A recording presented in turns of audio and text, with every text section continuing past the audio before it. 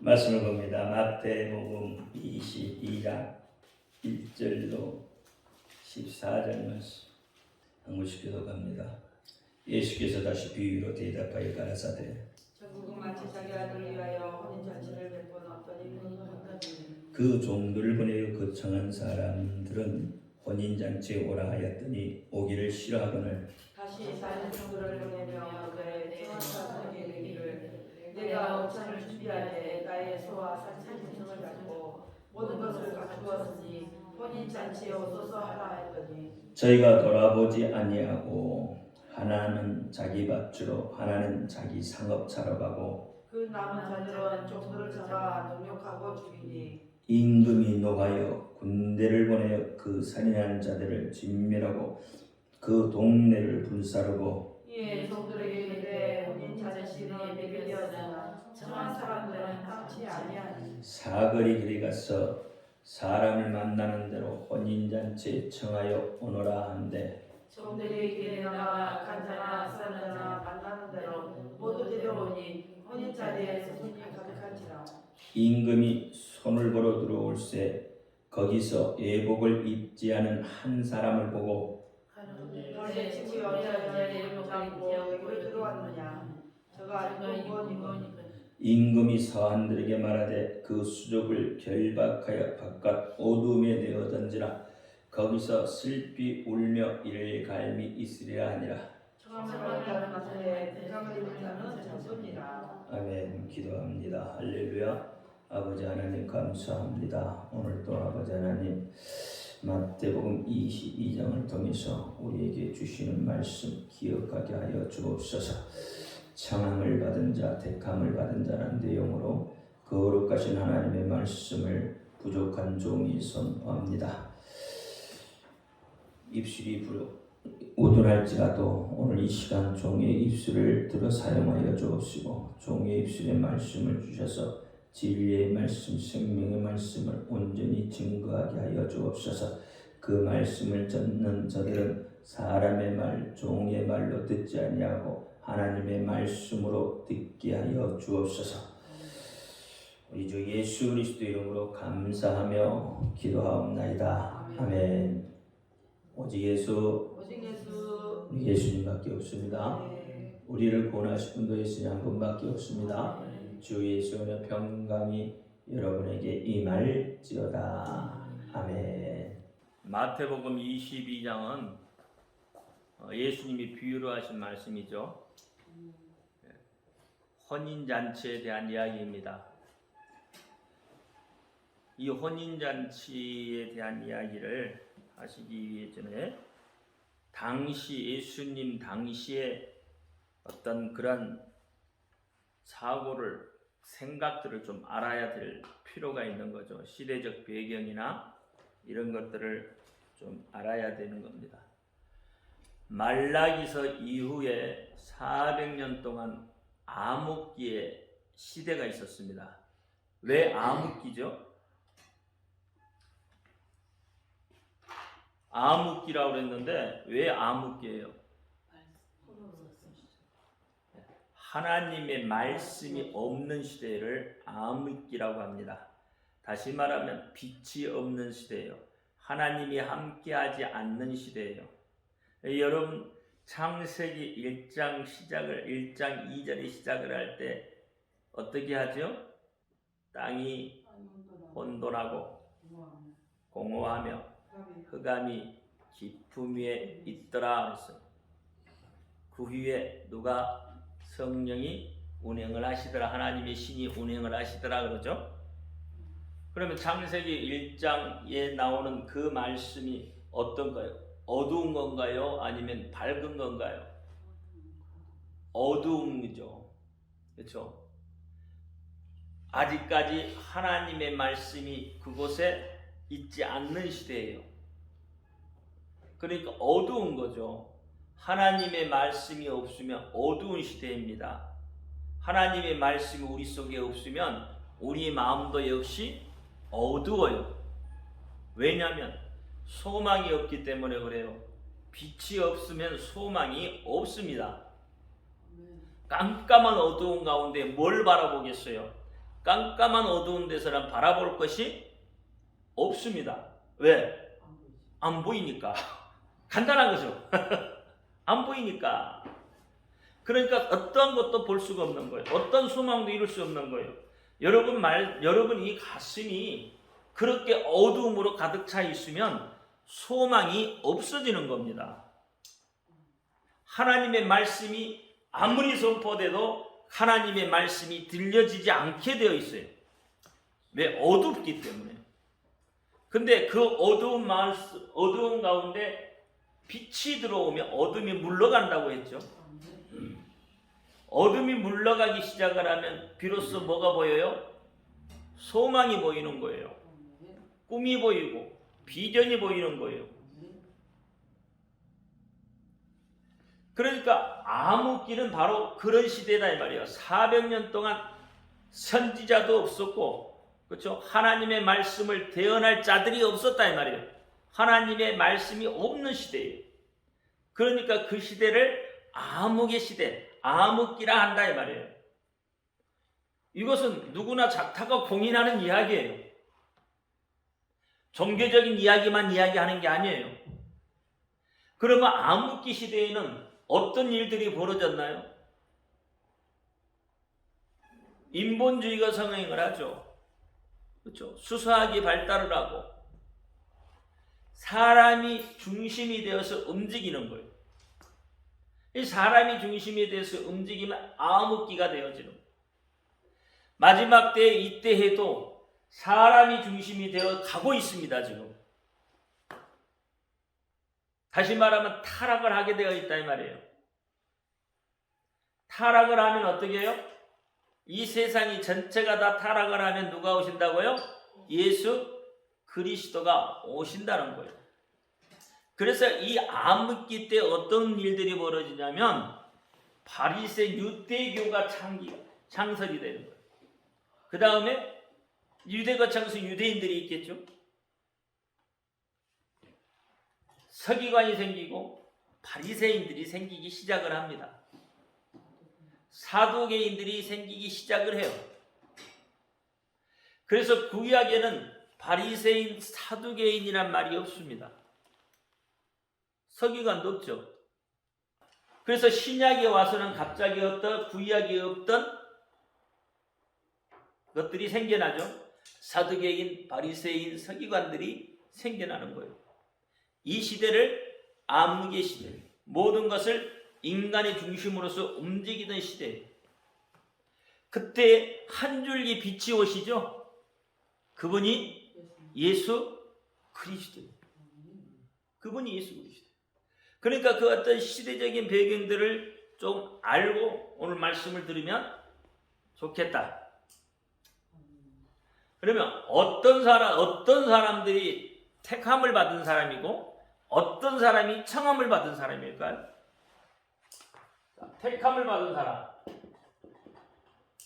그 다음에 청함을 받은 사람. 오늘 본문에 보면 전부 청함을 받았다고 이야기하잖아요. 처음에 청함 받은 사람은 어떻게 했어요? 거부했죠. 그러면 처음 청함을 받은 사람은 우리는 그사를 택함 받은 자라고 할 수 있는 거죠.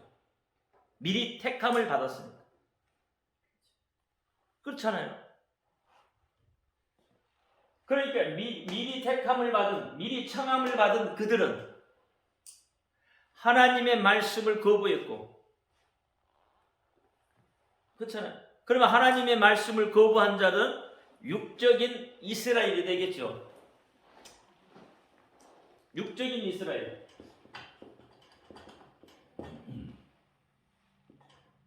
그럼 육적인 이스라엘은 유대인이죠. 하나님과의 관계가 끊어진, 하나님의 이름을 부르지 않았던 그들. 이들 속에 바리새인이 나오고 서기관이 나오고 사두개인이 나오고.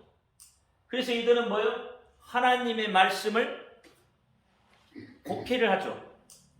변개시키죠. 어떻게 변개시켜요? 자기들의 생각에 맞도록 변개시켜버립니다. 바꿔버리는 거예요. 또 먼저 믿은 자가 택함을 받은 자일 수 있겠죠.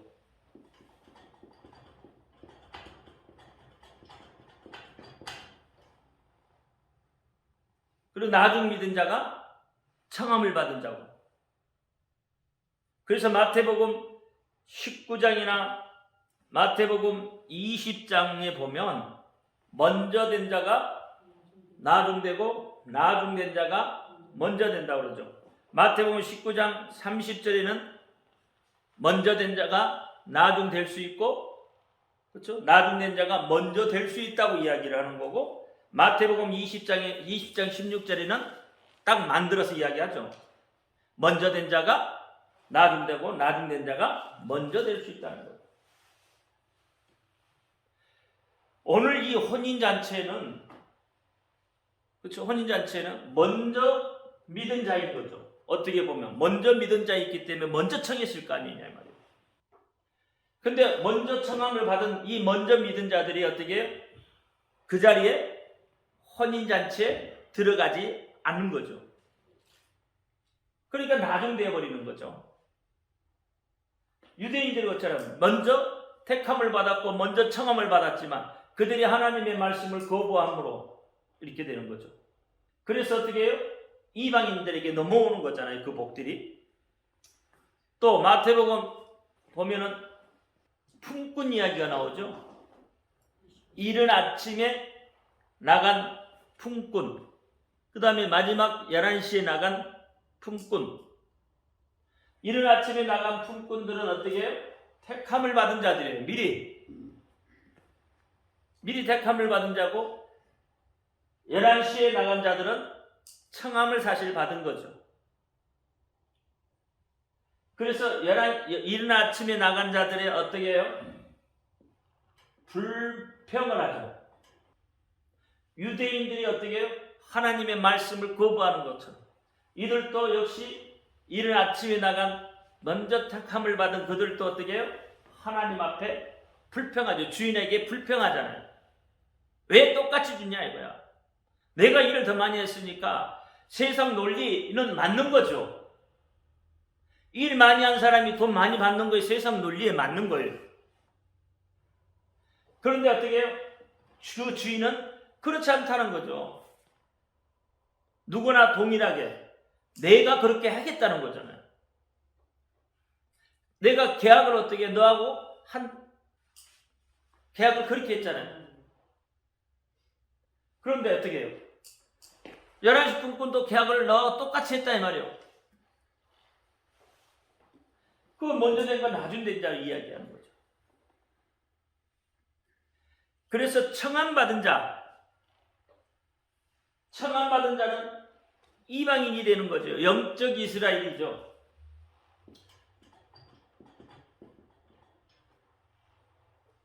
영적 이스라엘. 이스라엘이 진짜 이스라엘이 아니라 하나님의 말씀을 받아들이는 자가 진짜 이스라엘이에요. 하나님의 말씀이 살아있는 그들이 진짜 이스라엘 백성인 거예요. 하나님의 말씀에 순종하는 그들이 진짜 이스라엘 백성이에요. 그러니까 그때 청함을 받은 자들이죠. 청함을 받은 자. 나중 믿은 자도 동일한 거죠. 11시 품꾼도 동일한 거고. 그러면 여러분은 지금 택함을 받은 자인가요? 아니면 청함을 받은 자인가요? 우리는 지금 이방인인 거죠. 어떻게 보면. 이방인, 영적 이스라엘이에요. 우리는 청함을 받은 자들이에요. 하나님으로부터 우리가 청함을 받는 거예요. 그래서 이 혼인잔치를 조금 더 우리가 이해를 좀 하고 넘어가야 됩니다. 혼인잔치는 누구든지 최고로 흥겨운 잔치여야 합니다. 잔치 중에서도 가장 흥겨운 잔치가 혼인잔치죠. 이스라엘 같은 경우는 그렇잖아요. 우리나라도 혼인잔치에는 많은 사람들을 불러들이죠.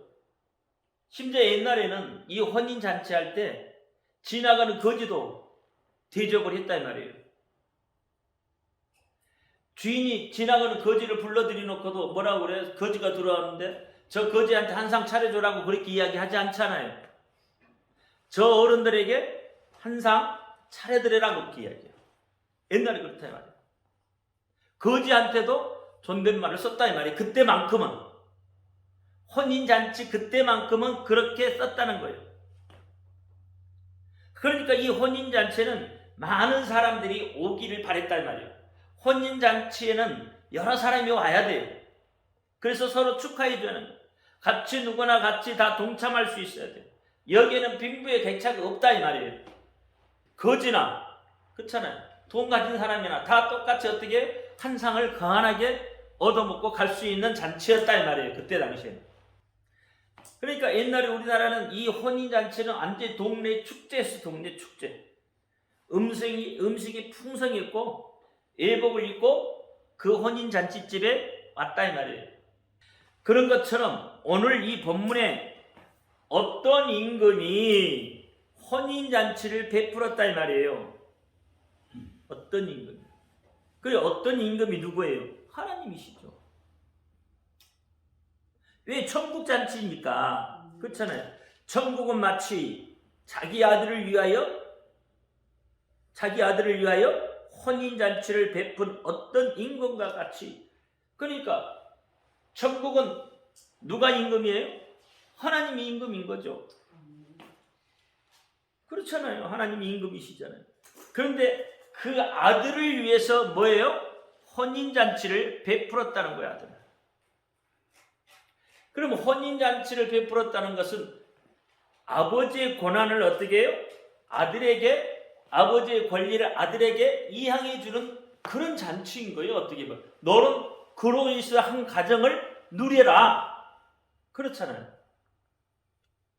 혼인잔치를 베풀어 놓고 가정을 이루어 놓고 아버지가 다 챙기는 것이 아니잖아요. 너는 그렇게 그 한 가정을 이루고 살아라. 그 권리를 주는 거잖아요. 이스라엘에서는 어떻게 했었어요? 우리가 그때 봤었죠. 이스라엘은 어떻게 해요? 그 혼인잔치 신부를 고를 때도 심사숙고해서 고르잖아요. 그리고 그냥 바로 결혼시키지 않잖아요. 보통 어떻게 해요? 1년 이상은 다 기다리잖아요. 그러면 신부는 어떻게 해요? 예복을 준비해 놓고 기다리잖아요. 신랑이 오기를. 그 밤에 올지 낮에 올지 아무도 모르는 거예요. 아버지가 가자 그럴 때 그때가 긴 거예요. 그러니까 모든 것이 누구의 손에 달려 있어요? 아버지 손에 달려 있는 거예요. 오늘 혼인잔치의 모든 권한은 누구에게 달려 있어요? 임금에게 달려 있는 거예요. 그래서 어떻게 해요? 아들과 신부가 어떻게 서로 연합하는 그런 자리인 거죠. 마치 이것을 우리가 예수 그리스도가 신랑이라고 하고 우리 인간은 신부라고 해요. 그래서 이 둘을 어떻게 결합시키는 거죠. 그래서 이 혼인잔치는 흥겨운 자리입니다. 무엇이든지 다 준비되어 있어요. 오늘 본문에도 보니까 어떻게 해요? 다 준비되어 있다고 하잖아요. 그렇죠? 오늘 본문에도 다 준비되어 있다고 했어요. 다시 다른 종들을 보내며 가로되 청한 사람에게 이르기를 내가 오찬을 준비하되 나의 소와 살찐 짐승을 잡고 모든 것을 갖추었으니 혼인잔치에 오소서 하라 하더이다. 혼인잔치에 와라. 그런데 어떻게 했어요? 유대인들은 다시 말하면 먼저 택함을 받고 먼저 청함을 받은 그들은 각자 사무가 바쁘죠. 어떤 사람은 밭에 일하러 가야 되고 어떤 사람은 돈 벌러 가야 돼. 상업차 갔다 그러잖아요. 상업차. 어떤 사람은 밭에 일하러 가고 어떤 사람은 돈 벌러 상업차 갔다고 이야기합니다. 그래서 어떻게 그 아들의 혼인잔치에 오지 않게 되는 거죠. 아들의 혼인잔치에 오지 않는 이유는 뭐예요? 자기 자신들의 일에 그들이 몰두해 있기 때문에 그렇다 이 말이에요. 그러면 오늘날 우리의 모습을 한번 보자는 거죠. 오늘날 우리의 모습은 어떻습니까? 하나님은 혼인잔치를 벌려놨어요.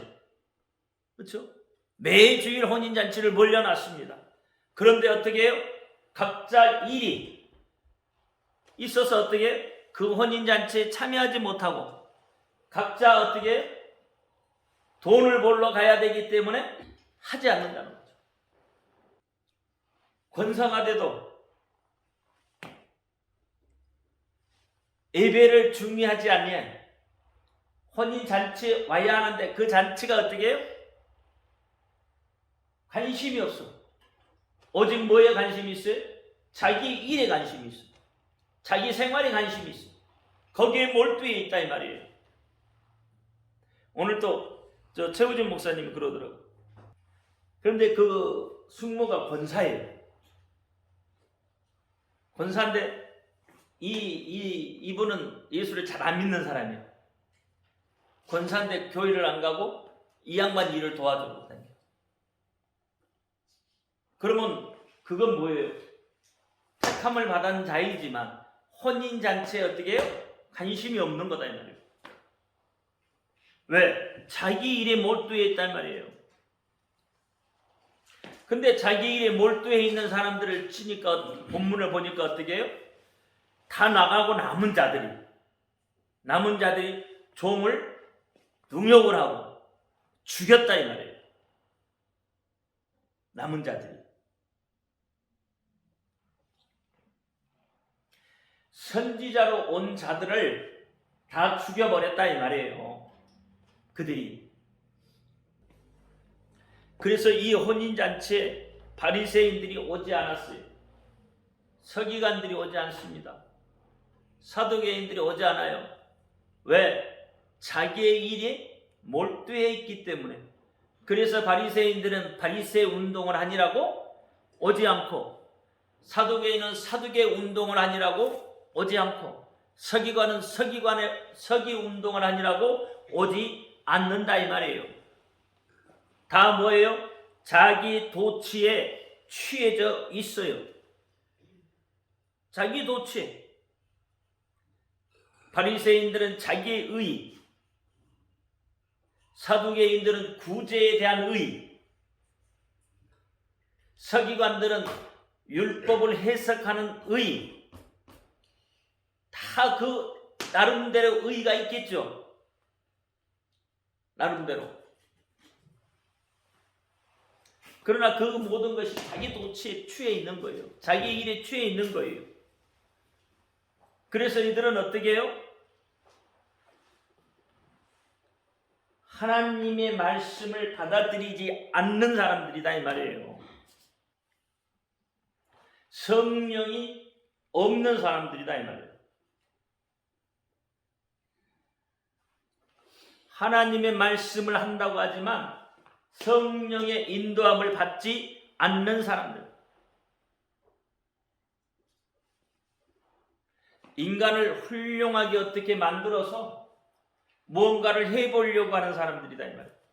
그러니까 결국은 뭐예요? 암흑기의 산물들이에요. 하나님의 말씀이 없는 암흑기의 산물들을 만들어내고 있다 이 말이에요. 그런 운동을 하고 있다 이 말이에요. 하나님의 말씀이 생명이 되어서 그 속에 들어와 있어야 되는데 하나님의 말씀이 생명이 되지 못하고, 그렇죠? 복음을 거부하는 자들이다 이 말이에요. 그러면 복음을 거부하는 자들의 특징이 무엇일까? 복음을 거부하는 자들의 특징.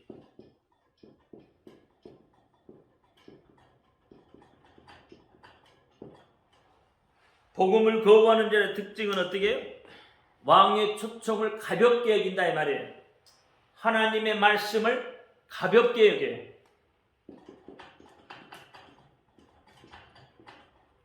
마지막 때가 온다고 해도 믿지를 않아요.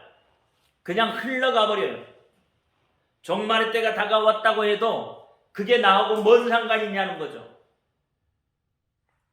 하나님의 말씀을 가볍게 흘려버려요. 임금이 어떻게 청했는데 그 청함을 어떻게 해요? 가볍게 여겼다 이 말이에요. 안 가도 돼. 하나님의 말씀? 아니 내 일이 더 중요해. 예배? 아니 내 일이 더 중요해. 헌신? 아니 내 문제가 더 중요해. 가볍게 얘기해요. 가볍게. 그래서 그렇잖아요. 천국이 있냐고 어디 있냐고. 아 천국은 내가 죽어봐야 알죠. 그만 뭔 말이야. 가볍게 얘기했다 이 말이에요. 천국에 있는지 없는지는 내가 죽어봐야 안다는 거죠. 믿지 못하는 거죠. 근데 죽어버리면 끝나버리는 거잖아요. 육신이 살아있을 때, 그렇죠? 그럴 때 회개하고 돌이켜야 천국을 가는 거죠. 죽어보면 어딜 가요? 천국 못 가요. 죽어보면 어디를 갈까? 지옥 가서 고통받는 거예요. 천국은 구경도 못해. 죽어봐야 알기는 뭘 죽어봐야 알아. 죽어봐야 지옥밖에 더 가겠냐고. 천국은 구경도 못해. 그렇잖아요. 죽어보면 천국은 못 가는 거예요. 없어요. 그들에게는 뭐만 있어요? 지옥의 뜨거운 고통만이 있는 거예요. 그러니까 죽어봐야 안다는 사람 치고는 문제가 생기는 거죠. 그 사람들은 가볍게 얘기해. 하나님의 말씀. 오늘 우리도 그렇잖아요. 하나님의 말씀이 믿어지기는 하는 것 같은데 어떻게? 내 삶의 무게가 다 가려요. 가려서 하나님의 말씀을 그냥 흘려드릴 때가 더 많아. 두 번째는 오늘 본문 말씀처럼 어떻게? 개인의 일이 바빠. 오늘날 보세요. 모든 사람들이 얼마나 바삐 움직이는지. 사람만 바쁜가요? 사람만 바빠요? 아니, 모든 사회 흐름이 그렇게 바빠요. 그렇잖아요. 인공지능이 생김으로 인해서 얼마나 바쁜지 모릅니다. 뭐 지구 건너편까지도 금방 갔다 오잖아요. 정말 더 빨리 초스피드로 막 시대가 세월이 그렇게 흘러가고 있다 이 말이에요.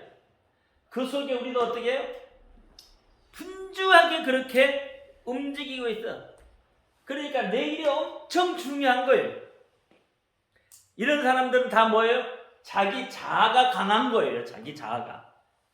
깨지지를 않는 거예요. 자기 자아가 너무 강하기 때문에 어떻게 해요? 시대의 흐름에 내가 편승해야 살아가는 거다 이 말이에요. 근데 하나님은 그렇게 말하지 않아요. 우리가 그렇게 생각하는 거죠.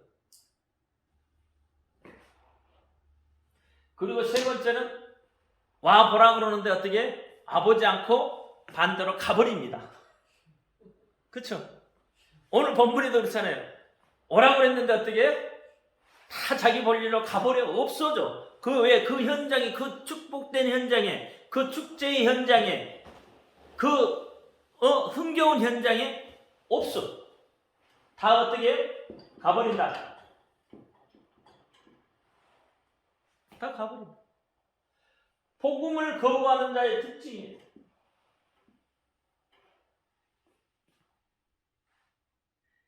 그렇게 교회 좀 나오세요? 안 나오죠? 그렇죠?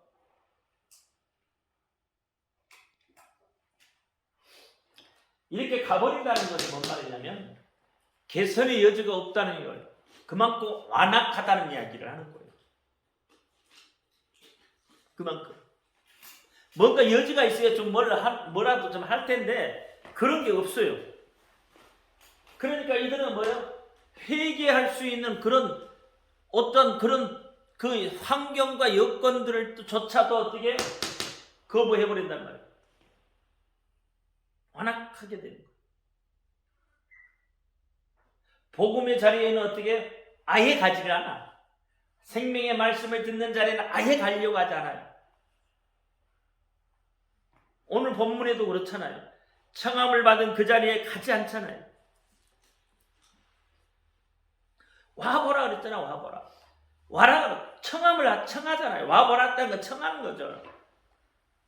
여러분 그 요한복음의 사마리아 여인에게도 그렇잖아요. 사마리아 여인도 그렇잖아요. 물동이를 내버려 두고 와보라고 하잖아요.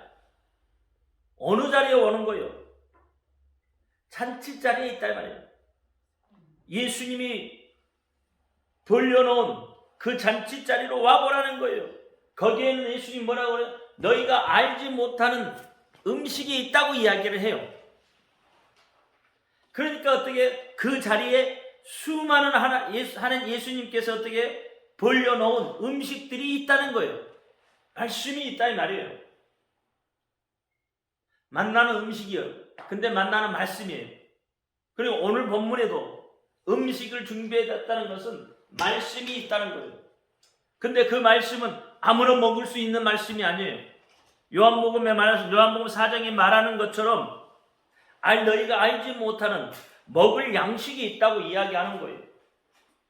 아무나 먹여주는 것이 아니란 말이에요. 그 자리에 온자예요. 그 잔치 자리에 온자가 먹는 거예요. 그렇죠? 잔치 자리에 온자가 먹는 거예요. 그러면서 마태복음 4장 36절에 보니까 영생에 이르는 열매를 모으나니 그랬어요. 영생에 이르는 열매를 모으나니 뿌리는 자나 거두는 자나 함께 즐거워한다 그랬어요. 영생에 이르는 열매. 영생에 이르는 열매.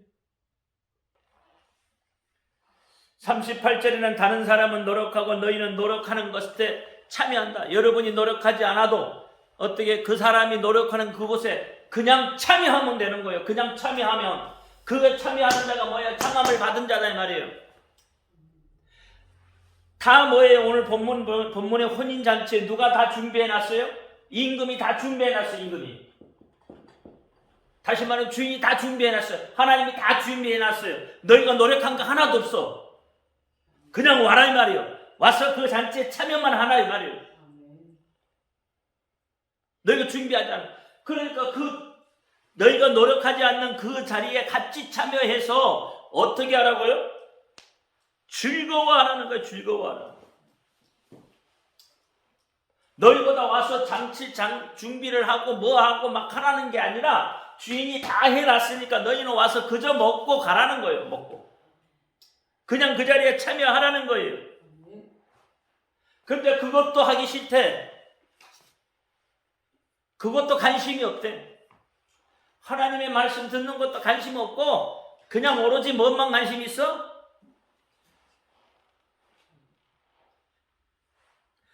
오늘날 수많은 사람들이 바로 바리새 운동, 사두개 운동, 서기관 운동 아니라고 이 혼인잔치에는 관심이 없어요. 그러니까 이것이 하나님의 뜻이 아니라 이 말이에요. 이게 하나님의 운동이 아니라 이 말이에요.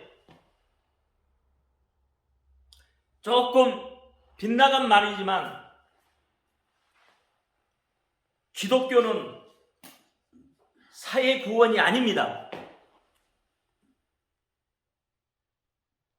기독교는 사회 구원이 아니에요. 우리 기독교는 오늘날 우리는 사회 구원을 하기 위해서 예수 믿는 게 아니에요. 오늘날 우리는 어떻게 개인 구원이에요. 전체 구원이 아니란 말이에요. 이스라엘은 전체 구원이지만 이방인들은 전체 구원이 아니에요. 그런데 믿는 사람들이 전부 뭐예요 지금? 다른 데 관심을 쏟고 있다 이 말이에요.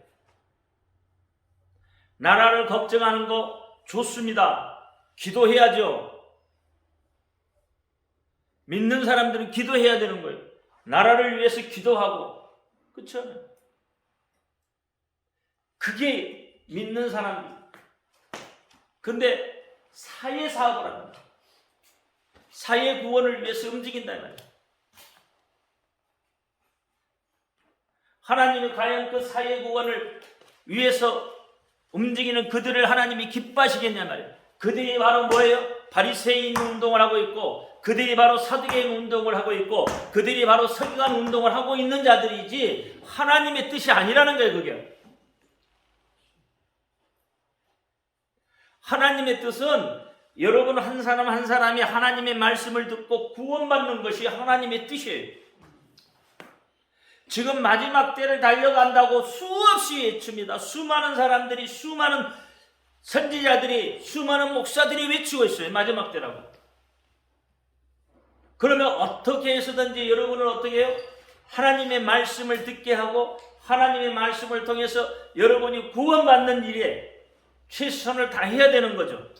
사회 구원을 하기 위해서 물론 사회 정의도 중요하고 다 중요하지만 사회 정의를 실현하기 위해서 여러분은 천국 갈 수 있나요? 사회 정의를 세우면 여러분 천국 가나요?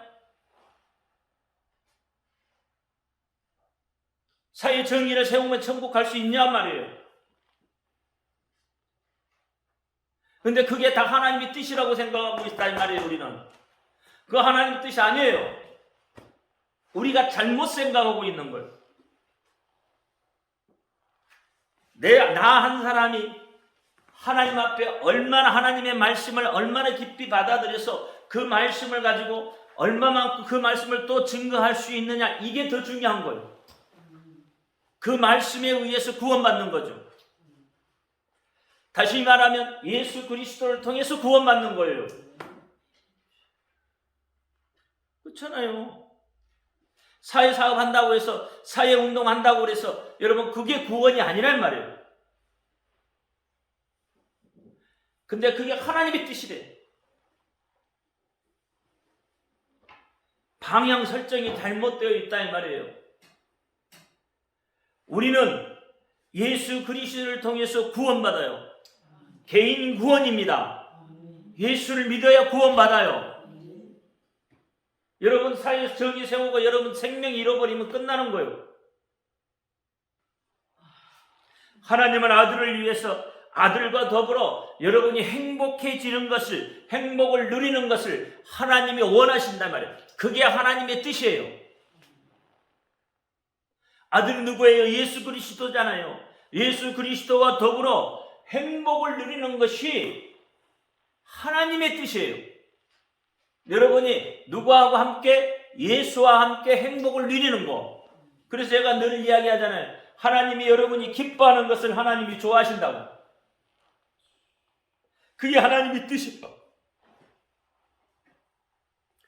하나님이요, 유대인들을 초청해서 구원하려던 그 계획을 바꾸어서 이방인들로 바꾸어버렸단 말이에요. 유대인들이 어떻게 해요? 하나님의 말씀을 거부하니까, 하나님의 말씀을 안 들으려고 하니까 유대인들이 이방인들을 어떻게 얘기했어요? 개같이 여겼단 말이에요. 개같이. 지금도 유대인들은 이방인들하고 밥상을 겸하지 않아요. 왜? 그 사상이 어떻게 해요? 저변에 깔려있기 때문에. 그렇게 그들이 개같이 여겼던 이방인들을 향해서 하나님의 계획이 바뀌옵니다. 그래서 유대인들에게 주셨던 그 복들이 어디로 넘어왔어요? 영적인 이스라엘로 넘어온 거예요. 나중된 자가 어떻게 그 복을 받아 챙기는 거예요. 11시 품꾼이 어떻게 해요? 그 복을 받아 챙기는 거예요. 그렇잖아요. 로마서 11장이 이야기하고 있잖아요. 그래서 어떻게 이방인들이 어떻게 해요? 잘 되는 걸 보고 유대인들이 식이 난다 그래서 식이 난다. 하나님을 믿는 이방인들이 잘 되는 걸 보고 유대인들이 식이 나서 그래서 돌아오게 만드는 거예요. 근데 이방인들이 어떻게 잘못하면 온 감람나무도 잘라버리는데 이방인들이 잘못하면 그대로 놔두겠냐고. 그렇잖아요. 원 감람나무도 잘라서 그 돌감람나무라고 그러잖아요. 그래서 참 감람나무에게 여러분 부침을 받은 거예요. 이방인들은. 그래서 하나님 보실 때 여러분이 어떻게 해요? 가장 귀한 존재가 된 거예요. 오늘 본문에 보니까 혼인잔치에 어떻게 해요? 종들한테 나가서 아무나 데려오라고 그러죠. 아무나. 혼인잔치에 아무나 데려오라고. 왜? 먼저 택함을 받았던, 먼저 청함을 받았던 그들이 다 하나님의 말씀을 거부해 버렸고, 다시 말하면 임금의 청함을 거부해 버렸기 때문에 어떻게 해요? 임금이 할 수 없으니까 어떻게 해? 야, 나가서 아무나 데려와라. 그 아무나가 누구예요? 이방인이잖아요. 그 아무나가 누구예요? 바로 우리요. 아무나가 누구예요? 나라는 말이에요. 아무나 데려오래, 아무나. 그래서 그 혼인잔치 자리에 어떻게 사람을 가득 채우라는 거예요. 그래서 임금의 말대로 어떻게 종들이 나가가지고 어떻게 막 채웠죠. 데려오잖아요. 데려와서 그 자리를 가득 채웠는데 임금이 와서 보니까 예복을 입지 않는 사람이 있었네. 예복을 입지 않는 사람. 여러분, 여기에서 오늘 성경 말씀을 보면서 혹시 그런 생각 안 해보셨어요? 했어? 어떤 생각이었어? 왜 거기 잔치에 들어갔는데 그 애복도 아닌 사람 어떻게 들어갈 수 있을까? 난 좀 예복을 안 입으면 불법이란 말이에요. 그러니까 거기 어떻게 들어갈 수 있나? 좀 이상하긴 했어요. 또 아야, 갑자기 불러왔는데 예복이 어디에 있어서 입고 오나? 그렇지. 갑자기 불려왔잖아. 밖에 나가서 불려왔는데 어떻게 예복이 있었겠어. 근데 예복 안 입었다 쫓아내잖아. 여러분 그런 생각 해보셨잖아요. 많이 하죠. 근데 이유는 뭐냐면 이 예복이라는 것을 우리가 본문에 보면 예복을 입는 것에 우리가 집중을 해서 보는데 실제로는 원문 해석으로 보면 예복을 소지하고 있느냐 없느냐를 봅니다. 다시 이야기하면 어떤 일 때문에 뭐 더워서든지 어떤 뭐 하다가 예복을 벗어놓을 수도 있다 이 말이에요. 그렇죠? 근데 벗어놓은 걸 보고 예복을 안 입었다고 쫓아내지는 않았을 거 아니에요. 그러면 도대체 이 예복이 어떤 것일까? 자, 보니까는 예복을 누가 준비를 하냐면 임금이 준비하는 거예요. 다시 말하면 주인이 준비를 해요. 혼인잔치에 들어올 수 있도록 주인이 혼인잔치에 들어올 수 있도록 예복을 다 준비를 해놨어요. 그래서 어떻게 해요? 오는 사람마다 예복을 입고 들어오게 했다 이 말이에요. 그러니까 예복을 소지하고 있느냐 소지하고 있지 않느냐가 중요한 거예요. 입고 있느냐 입고 있지 않느냐가 중요한 게 아니고 그 예복을 네가 소지하고 있느냐 소지하지 않고 있느냐 이게 더 강조가 되어져 있다 이 말이에요.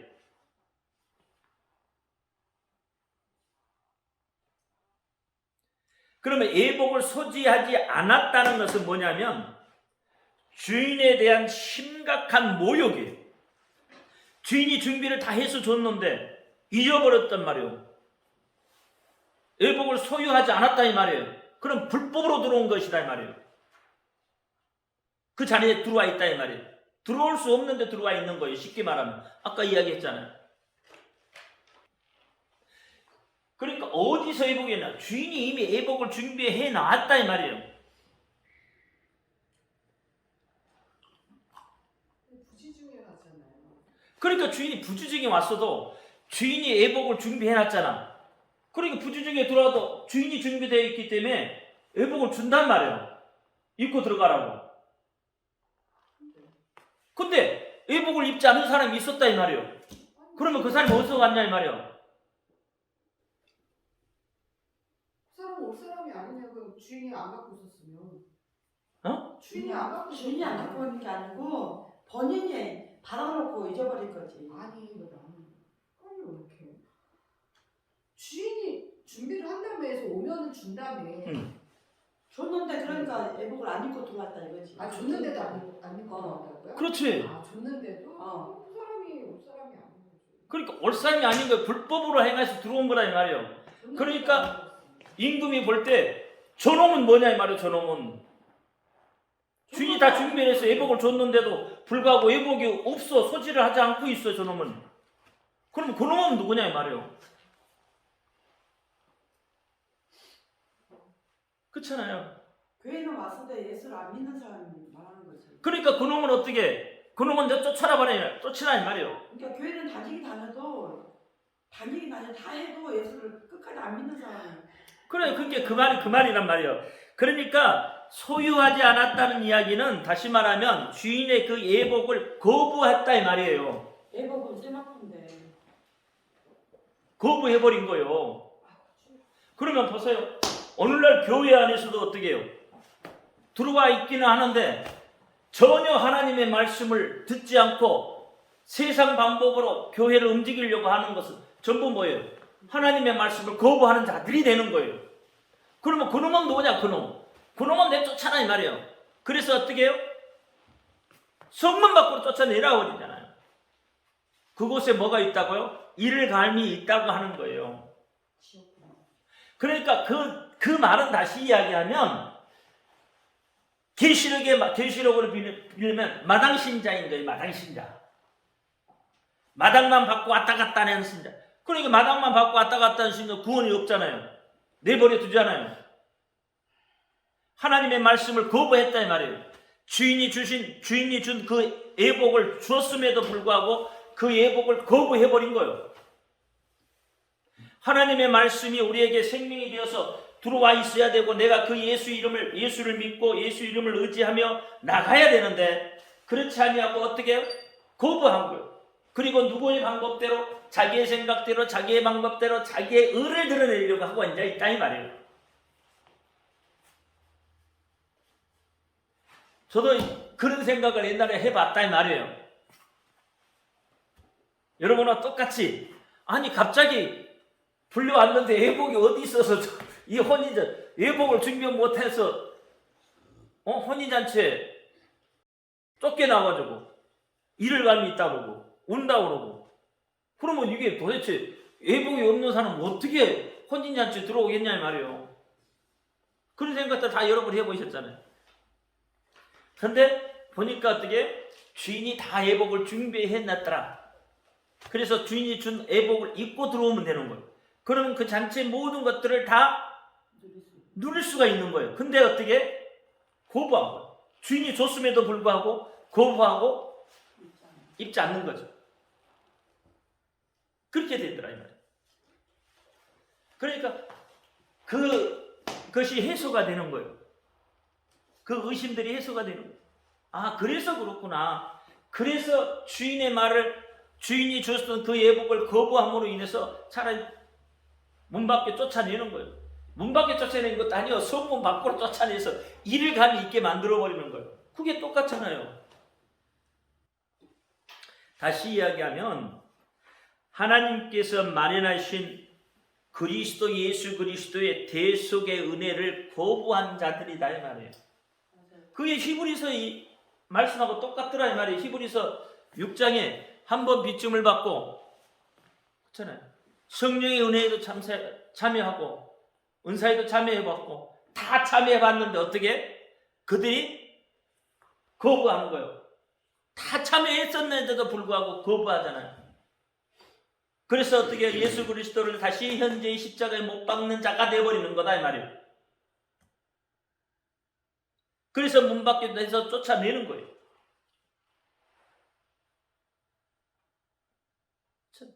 어떻게 그 자리에 앉아있냐 말이에요. 혼인잔치. 우리가 7년 혼인잔치라고 하잖아요. 7년 혼인잔치에 여러분 7년 동안 혼인잔치를 보려 예수님 오실 때 그 혼인잔치에 여러분이 주인공이 되어야 되잖아요. 여러분이 신부가 되어야 되잖아요. 그리고 신부단장 해야 되잖아요. 제가 아까 성도의 행진곡 부르면서 그렇잖아요. 신부단장 어떻게 해요? 신망해서 그 줄로 무장을 해서 신랑 모시기를 맞이하는 거예요. 신부단장하는 거예요. 제가 요즘에 이 성도의 행진곡에 꽂혀가지고 오늘 또 수요일날 기도하러 산에 올라가서 몇 분을 불렀는지 몰라. 근데 매일절에 뭐 열두 진주문 나오잖아요. 네. 근데 진짜 성도들은 이 땅에 살면서도 뭐 진주, 금 이런 거 관심 없잖아요. 네. 관심 없잖아요. 근데 천국에 가서 진주, 금 이런 거 본다고 그게 좋을까요? 그만큼 귀중하다는 이야기예요. 뭐가? 천국이. 우리가 보석을 귀하게 여기잖아요. 그러니까 여기서도 귀하게 여기지 않는데 별로 귀한 우리한테 별로 값어치가 없잖아요. 뭐 지금이야 있으면 그렇지. 팔아서 다른 거 사겠죠. 지금이야 근데 그렇지. 나한테는 별로 값어치가 없으니까 내가 근데 천국에 가서 막 보석 보고 막 진짜 그거 여기서도 별로 안 좋아했던 건데 거기 가서 그게 가치가 나한테 그 가치가. 가사를 보면서 여기서는 별로 안 좋아하는 거 근데 기분은 다를 것 같아요. 왜냐면 여기서는 하나만 보면 우리가 관심이 없었겠는데 거기는 그 아름다운 배경이 다르잖아.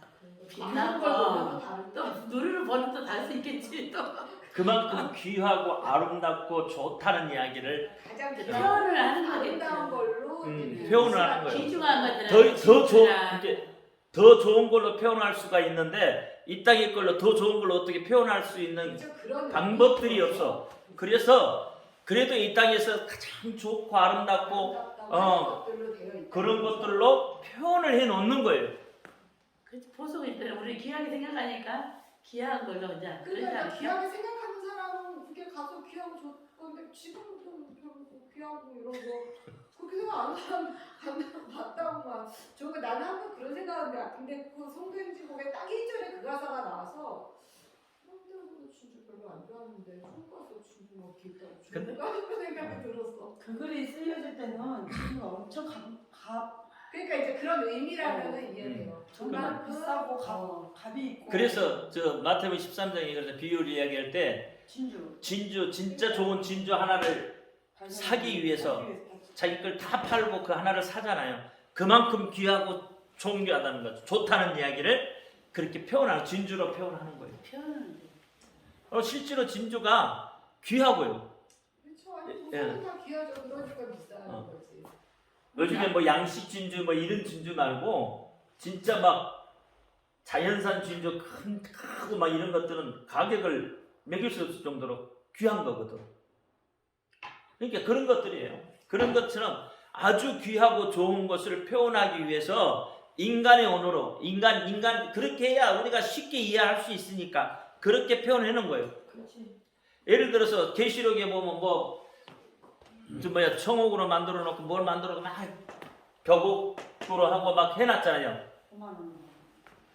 문을 그렇게 성문을 그렇게 이야기하고 막 하잖아요. 근데 그게 그만큼 그것보다도 더 화려하고 좋고 값어치 있고 이런 것들을 표현하기 위해서 이 땅에 우리가 가장 좋아하는 보석들 그렇잖아요. 가장 눈에 띄고 아름답다고 말하는 그런 것들로 표현을 하는 거예요. 쉽게 해서. 그만큼 아름답고 귀한 곳이다. 그렇죠. 상상할 수가 없는 곳이야. 이게 우리 상상으로는 이게 안 되는 거예요. 우리 이명환 목사님이 예수님 얼굴을 환상 쪽에 볼 때도 그렇게 뭘로 표현할 수 없을 정도로 그렇게 어떻게 빛나더라 그러잖아요. 그렇잖아요. 이 세상 그러면 예수님을 표현을 못해 아무나. 그러니까 우리가 하나님은 우리의 눈높이에서 말해요. 하나님의 눈높이에서 말하지 않고 우리의 눈높이에서 말하기 때문에 우리가 가장 이해하기 좋고 이해할 수 있는 방법 그러면 보석볼 게 더 없어.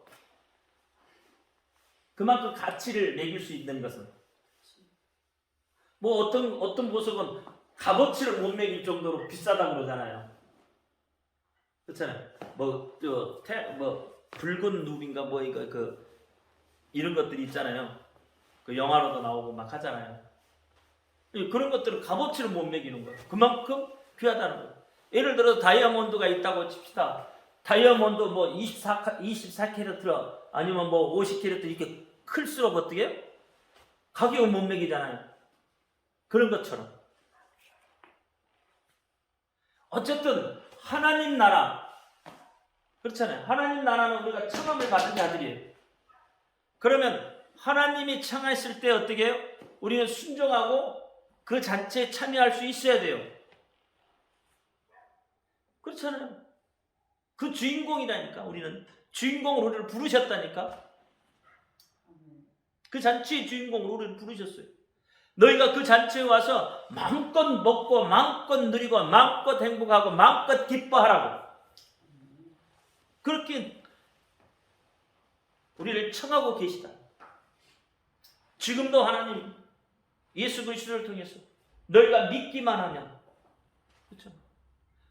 믿음이 영광을 보리라 하잖아요. 믿기만 하면 성경 속의 이적과 기적들이 다 어떻게 너희 믿는 자들을 기쁠 것이다. 너희가 내 이름으로 무엇이든지 구하면 그대로 다 시행돼. 하나님이 그렇게 말하고 계시다고. 내 이야기가 아니라 하나님이 그렇게 말하고 예수님이 그렇게 이야기하고 계시다 이 말이에요. 내 이야기 같으면 안 믿어도 돼. 왜? 나는 늘 변할 수 있는 인간이기 때문에. 그러나 하나님의 말씀은 변하지 않는다고 했잖아요. 변하지 않는 하나님 말씀. 그 말씀이 여러분 것이 되게 만드셔야 돼요. 여러분이 말씀이 주인공이 되게 만드셔야 돼요. 그러면 어떻게 소망이 생기는 거죠. 그렇죠. 그럼 여러분이 행복해질 수 있는 거예요. 자꾸 내 문제 때문에 바빠서 거부하지 마시고, 내 생활 때문에 하나님의 말씀이 거부가 되지 않게. 아까 이야기했잖아요. 바리새인 운동, 서기관 운동, 사대계 운동, 이런 것들이 아니라는 거예요. 여러분 영혼 구원이 더 중요한. 여러분 영혼 구원. 내 영혼이 구원을 받느냐 못 받느냐, 내가 구원을 받느냐 못 받느냐, 그게 더 중요하단 말이에요. 나라를 위해서, 민족을 위해서 행동하지 말라는 이야기가 아니에요. 그것도 행동을 하지만 그것보다 더 중요한 것이 있다 이 말이에요. 여러분의 영혼의 문제다 이 말이에요. 여러분의 영혼의 문제. 여러분의 한쪽에 빛이 들어가야 돼. 예수 그리스도의 빛이 들어와 있어야 되는 거예요.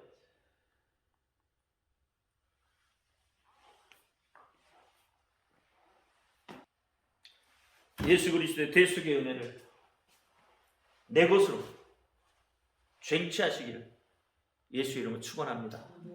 기도합니다. 할렐루야. 아버지 하나님 감사합니다. 오늘도 아버지 하나님 주신 말씀 잘 기억하게 하여 주시옵소서. 청함을 받은 자가 되게 하여 주옵소서. 그 청함에 순응하는 자가 되게 하여 주옵소서. 우리 주 예수 그리스도 이름으로 감사하며 기도하옵나이다. 아멘. 하늘에 계신 우리 아버지여, 이름을 거룩히 여김을 받으시오며 나라에 임하옵시며 뜻이 하늘에서 이룬 것 같이 땅에서도 이루어지이다.